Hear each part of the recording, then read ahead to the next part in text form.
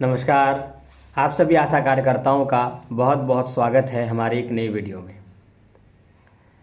आप सभी आशा कार्यकर्ता इस वीडियो को पूरा ज़रूर देखें क्योंकि ये वीडियो आपके लिए बहुत ही इम्पोर्टेंट है। आप सभी आशा कार्यकर्ताएं बहनें जानते हैं कि आप लोगों ने जो है लगातार संघर्ष किया, लेकिन किसी भी सरकार ने आप लोगों को मानदेय कर्मी का दर्जा नहीं दिया और ना ही एक निश्चित मानदेय दिया। नीतीश कुमार जी ने 1000 से बढ़ा करके उसे 3000 सिर्फ कर दिया, लेकिन उन्होंने ना तो मानदेय कर्मी का दर्जा दिया और ना ही मानदेय राशि दी। अब आप लोग कहेंगे कि ये वीडियो आखिर आप चुनाव के बाद ही क्यों बना रहे हैं। तो जो है हमारी कुछ पॉलिसी होती है, यूट्यूब पॉलिसी, और उन सभी नियमों का हमें पालन करना पड़ता है। लेकिन आप लोगों ने अपने हिसाब से, आप लोगों ने खुद जो भी वर्तमान सरकार है या फिर जो भी विरोधी सरकार है, उन दोनों में से कौन अच्छा नेता हो सकता है ये आप लोग भलीभांति जानते हैं। तो इसीलिए मैंने चुनाव से पहले इस तरह का वीडियो नहीं बनाया, लेकिन चुनाव अब खत्म हो चुका है, चुनाव का परिणाम आने ही वाला है। तो इसीलिए मैं ये वीडियो बना रहा हूँ। और मैं ये वीडियो इसलिए बना रहा हूँ कि सरकार किसी की भी हो, आप लोगों के लिए क्या चुनौती होने वाला है ये सबसे इम्पोर्टेंट है। तो इसलिए हमारे साथ इस वीडियो को ज़रूर देखिए, और अगर नए हैं तो प्लीज़ चैनल को सब्सक्राइब कर लीजिए, क्योंकि बिहार के आशा वर्कर हो या फिर भारत के किसी भी कोने में से अगर आप एक आशा वर्कर हैं तो आप लोगों के समर्थन में हम लगातार वीडियो बनाते हैं और आप लोगों की आवाज़ को अपने सोशल मीडिया प्लेटफॉर्म के माध्यम से उठाने का प्रयास करते हैं। और हर तरह की जानकारी आपको सबसे पहले हमारे ही चैनल पर मिलती है। तो आज की इस वीडियो में हम बात करने वाले हैं कि जो है चुनाव संपूर्ण हो चुका है, अब चुनाव का परिणाम आने वाला है।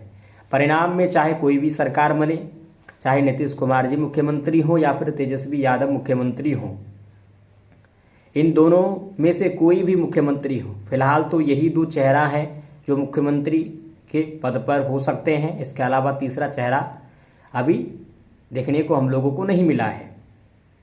तो चाहे नीतीश कुमार जी अगले मुख्यमंत्री हों या फिर तेजस्वी यादव जी हमारे अगले मुख्यमंत्री हों, सवाल ये है कि इन दोनों में से अगर कोई भी मुख्यमंत्री होता है तो कौन आशा कार्यकर्ताओं के मांगों को पूरा करेगा, कौन आशा कार्यकर्ताओं को मानदेय कर्मी का दर्जा देगा और कौन आशा कार्यकर्ताओं को एक निश्चित मानदेय कम से कम 20,000 रुपया देगा, ये सबसे बड़ा सवाल है। तो जैसा कि आप लोग जानते हैं, तेजस्वी यादव ने अपने घोषणा पत्र पर उन्होंने साफ कर दिया है कि आशा वर्करों को हम मानदेय कर्मी का दर्जा देंगे और उनको हम 10,000 रुपया मानदेय देंगे। ये तेजस्वी यादव के मैनिफेस्टो में लिखा हुआ है और उन्होंने लाइव आकर के जो है कॉन्फ्रेंस के माध्यम से उन्होंने ये ऐलान भी किया है। तो तेजस्वी यादव तो ये ऐलान कर चुके हैं, लेकिन नीतीश कुमार जी ने अभी कोई ऐलान नहीं किया है आशा कार्यकर्ताओं के लिए। लेकिन बात यह भी है कि तेजस्वी यादव ने जो अपने मैनिफेस्टो में लिखा है, क्या वो पूरा करेंगे? क्या वो आशा कार्यकर्ताओं को सच में मानदेय कर्मी का दर्जा दे देंगे और 10,000 रुपया मानदेय उनका घोषित कर देंगे? तो ये भी एक सवाल है। तो इसका जवाब ये है कि चाहे सरकार किसी की भी बने, नीतीश कुमार की हो या फिर तेजस्वी यादव की हो, कोई भी सरकार आपको इतनी आसानी से ना तो आप लोगों को मानदेय कर्मी का दर्जा देने वाला है और ना ही आप लोगों का एक निश्चित मानदेय घोषित करने वाला है। इसके लिए आपको किसी की भी सरकार बने, उनके खिलाफ आपको आंदोलन करना ही होगा। यानी जिस तरह से आप लोग पहले से हड़ताल करते आए हैं, आप लोग लड़ाई लड़ते आए हैं अपने लिए, उसी तरह आपको आगे भी लड़ाई लड़नी ही पड़ेगी। चाहे सरकार एनडीए की बने या फिर महागठबंधन की सरकार बने, लेकिन आपको लड़ाई तब भी लड़नी पड़ेगी। ऐसा नहीं है कि तेजस्वी यादव ने अगर अपने मैनिफेस्टो में लिखा है तो वो ऐसे ही घोषित कर देंगे। कोई भी सरकार जब एक बार अपने जो है उस पद पर आ जाता है, एक बार मुख्यमंत्री की कुर्सी पर आ जाता है, तो इतनी आसानी से वो जो है कोई भी कार्य नहीं करता है। उसके लिए जनता को आंदोलन करना पड़ता है, चाहे वो आशा वर्कर ही क्यों ना हो। तो इसीलिए सरकार किसी की भी बने, आप लोगों को आंदोलन करना ही होगा। अगर तेजस्वी यादव भी सरकार में आते हैं तो उसके लिए भी आपको आंदोलन करना ही होगा। तेजस्वी यादव ऐसे ही जो है उसको लागू नहीं कर देंगे, उसके लिए भी आंदोलन करना पड़ेगा, तब जाकर ही वो उसको लागू करेंगे। तो ये निश्चित है, चाहे सरकार किसी की भी बने, लेकिन आशा कार्यकर्ताओं को अपने संघर्ष के बल पर ही, अपने आंदोलन के बल पर ही अपनी मांगों को पूरा करना पड़ेगा। ये सबसे बड़ी बात है।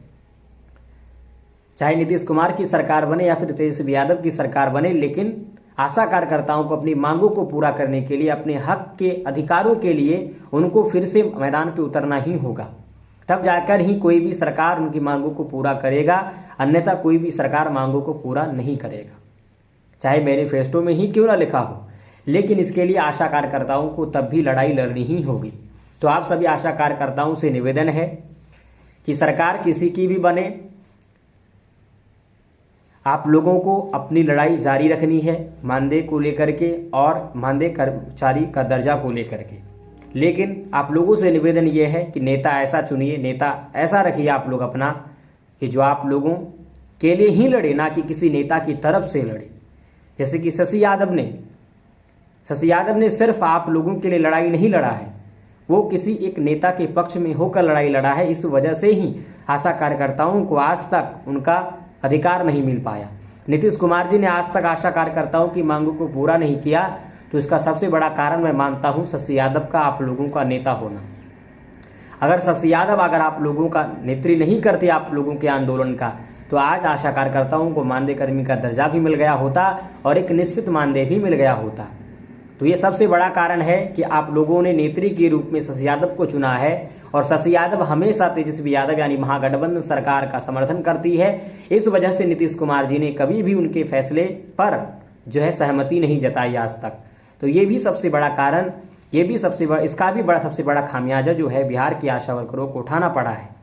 तो इसीलिए आप लोगों से निवेदन है कि सरकार किसी की भी बने, कोई भी सरकार इतनी आसानी से आप लोगों को मानदेय कर्मी का दर्जा नहीं देगा और ना ही एक निश्चित मानदेय देगा। उसके लिए तब भी आपको लड़ाई लड़नी ही पड़ेगी। लेकिन लड़ाई लड़िए, लेकिन ऐसा नेता चुनिए आप लोग खुद से ऐसा नेता चुनिए, सभी लोग मिल करके, जो आप लोगों के लिए लड़े, ना कि किसी नेता की तरफ से लड़े, ना तो सिर्फ नेता की तरफ से उनकी जो है भाषा हो। शशि यादव ने जो भी आज तक बोला है वो हमेशा जो है महागठबंधन की तरफ से बोला है, कभी उन्होंने एनडीए की जो है तरफ से नहीं बोला है। तो ऐसा नेता नहीं होना चाहिए। नेता जो है बिल्कुल ही निष्पक्ष होना चाहिए, जो सिर्फ आप लोगों की बात करे, ना तो किसी सरकार की बात करे, बल्कि सरकार के खिलाफ लड़े, आशा कार्यकर्ताओं की मांगों को लेकर के, ऐसा नेता होना चाहिए। तो फिलहाल ये संदेश आप सभी तक पहुंचाना था। मेरा कहना सिंपल ये था कि सरकार किसी की भी बनेगी तो वो आप लोगों की मांगों को आसानी से लागू नहीं करेगा। उसके लिए भी आप लोगों को आंदोलन करना पड़ेगा, लड़ाई लड़नी पड़ेगी, चाहे मैनिफेस्टो में ही क्यों ना लिखा हो। तो फिलहाल चलिए आज की इस वीडियो में इतना ही। हम फिर मिलेंगे एक नई वीडियो के साथ, एक नई सूचना के साथ, एक नई जानकारी के साथ। तब तक के लिए धन्यवाद।